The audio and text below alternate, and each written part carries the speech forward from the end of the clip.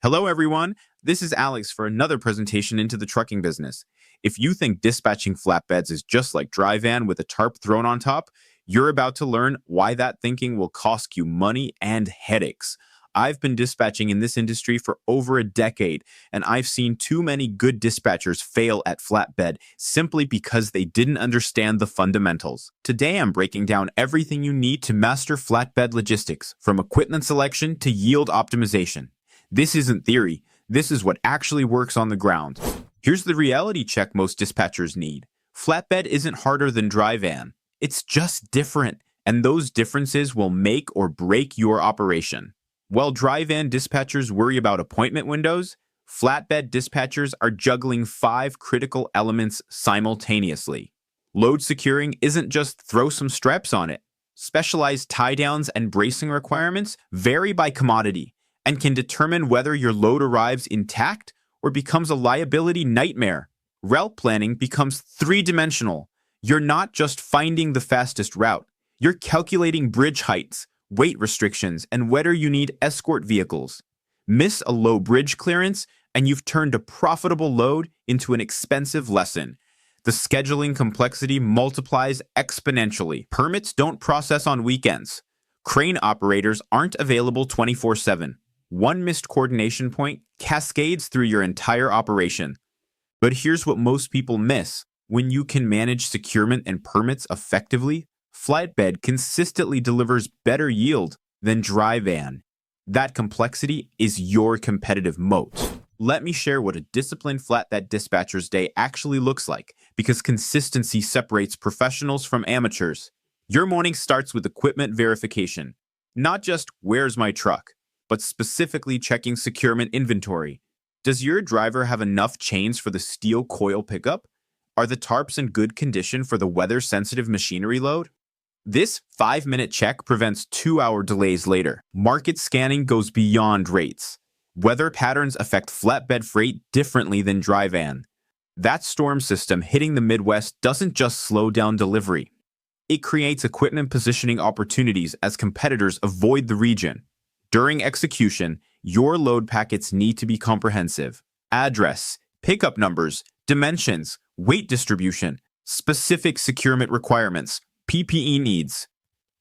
Missing any element creates delays and erodes margins through detention charges. The end-of-day debrief isn't optional. Log shipper performance, crane reliability, site access issues. This data becomes your competitive advantage when planning future loads. Here's where amateur dispatchers separate from professionals: yield optimization through strategic load planning. Deadhead minimization isn't just about finding the shortest empty miles. It's about understanding freight patterns and positioning equipment strategically. Tri-haul opportunities exist if you're thinking 2 loads ahead instead of 1. Partial loads represent untapped revenue when planned correctly. The key is understanding load compatibility and sequencing pickup delivery order to minimize handling. Steel coils and machinery don't mix, but lumber and construction materials often do. Market timing matters more in flatbed than other segments.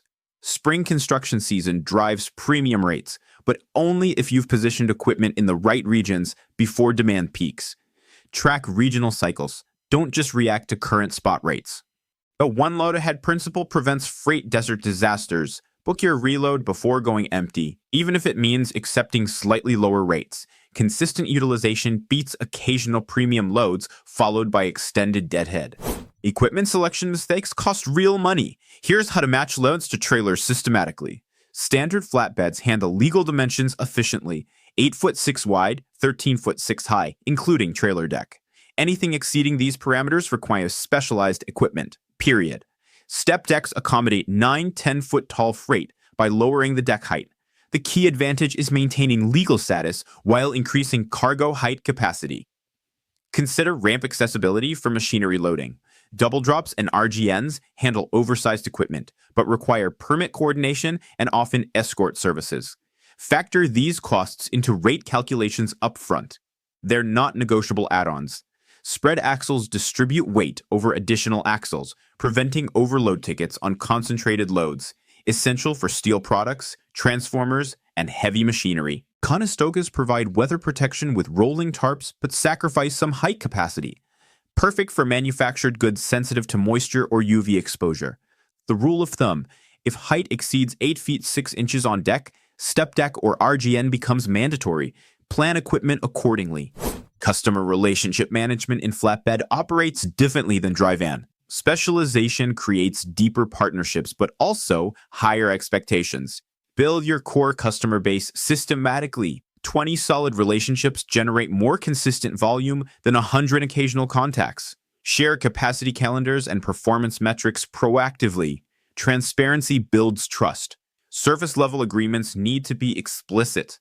Communication cadence, dwell time limits, accessorial charge policies, document everything. Verbal agreements create disputes during peak season when rates and tensions rise.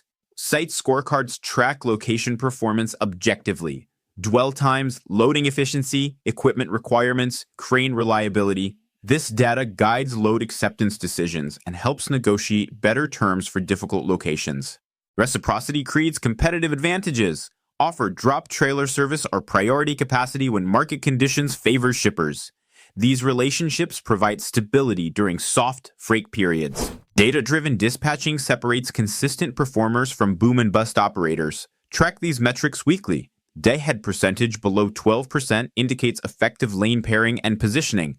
Above 15% signals planning problems that will destroy profitability even with decent rates.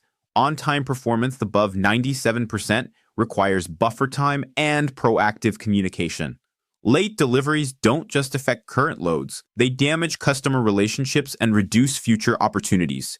Dwell time under 1 hour per load leverages flatbed's natural efficiency advantages. Side loading and crane operations typically move faster than dock door appointments when planned correctly. Tarp fee capture above 90% reflects proper rate negotiation. These aren't optional charges, they're cost recovery for essential services. Price them upfront, not after service delivery. Revenue per truck per day varies by lane, but compare against cost per mile to ensure profitability. High-paying loads mean nothing if they don't cover all-in operating costs. Implementation beats perfection. Start with these concrete steps. Today, create your pre-dispatch template with all essential information fields. Build securement and oversized procedure checklists. Establish KPI baselines using current performance data. This week, run a controlled pilot on 2 familiar lanes. Pre-book reloads to target sub 12% deadhead rates. Implement site scorecards and accessorial pricing policies. Next week, review performance data, identify bottlenecks, and refine processes. Lock in your top 20 customer relationships and begin building lane-specific playbooks. The fundamentals never change. Plan ahead, match equipment correctly, over-communicate with all parties, buffer your ETAs, and always think one load ahead. Let's talk numbers, because what gets measured gets managed, and in flatbed dispatching, the wrong metrics will lead you straight into mediocrity. Most dispatchers track revenue per load and call it a day. That's like judging a quarterback by touchdown passes while ignoring interceptions. You need a balanced scorecard that reveals operational efficiency, not just top-line performance. Deadhead percentage below 12% isn't just a nice to have. It's the difference between profit and breaking even. I've watched dispatchers celebrate $3 per mile loads while burning 20% deadhead, not realizing they're operating at a loss when you factor in all-in costs. Use lane pairing and strategic positioning. Every empty mile above 12% is profit you're leaving on the table. On-time performance above 97% sounds aggressive, but it's absolutely achievable with proper planning. Here's the reality. One late delivery doesn't just affect that load. It damages every future opportunity with that customer. Buffer your ETAs and communicate early when delays emerge. Your reputation is built one delivery at a time. Dwell time under 1 hour per load leverages flatbed's natural advantages, while dry van drivers sit at dock doors for hours. Flatbed operations typically move faster if you've coordinated properly. Crane schedules, permit timing, driver arrival coordination. This is where detailed planning pays dividends. Tarp fee capture above 90% reflects professional rate negotiation. These aren't optional charges you hope customers will pay. They're legitimate cost recovery for equipment and labor. Price them up front during load booking. not as surprise add-ons after delivery. The revenue per truck metric needs context. A $4,000 per day average sounds impressive until you realize your cost per mile is $1.85 and you're running longer hauls.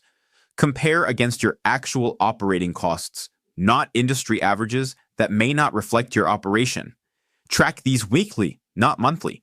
Monthly averages hide weekly performance swings that can signal emerging problems or opportunities. Consistent performers monitor these metrics like vital signs because that's exactly what they are for your operation. Look, flatbed dispatching isn't rocket science, but it requires discipline and systematic thinking. The dispatchers who master these fundamentals consistently outperform their peers, regardless of market conditions. The difference between struggling and succeeding in flatbed comes down to preparation and process. Implement these systems, track your metrics, and watch your yield improve. If this breakdown helped clarify flatbed dispatching for you, hit that like button and subscribe to the channel. I share real-world logistics insights every week. No fluff, just what actually works in the field. What's your biggest flatbed dispatching challenge? Drop it in the comments. I read every one and often turn common questions into future videos. Until next time, keep those wheels turning and those margins healthy.